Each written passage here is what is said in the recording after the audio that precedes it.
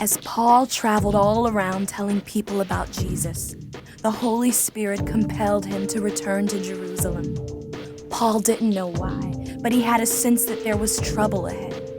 When he arrived in Jerusalem, Paul went to the temple to share about how he had encountered Jesus on the road to Damascus. His story angered some of the Jews so much that they dragged Paul away from the temple and tried to kill him. Just before they could, a group of Roman soldiers arrived and arrested Paul.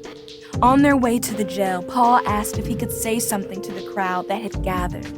The soldiers agreed, and Paul told them about his experience on the road to Damascus. When Paul told them that God called him to share God's message with non-Jews, called Gentiles, they started screaming for him to be killed. So the soldiers took him into the barracks. When they discovered that Paul was a Roman citizen, they became fearful of doing anything to harm him. This led to a series of courtroom battles where the Jews and Romans fought to decide what to do with Paul. Finally, Paul insisted that because he was a Roman citizen, he had the right to go to Rome and appeal to Caesar.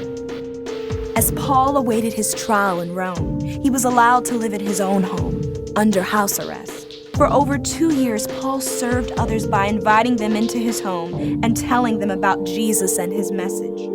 Paul was eventually let go and began to travel again, but was quickly arrested and returned to Rome. This time, he was forced to live in a cold dungeon, chained like a criminal. Eventually, he was executed by the Roman government. Unfortunately, Paul wasn't the only apostle to be executed for what he believed and for telling others about Jesus. In fact, almost every one of the original disciples of Jesus was killed. All of them, except for one.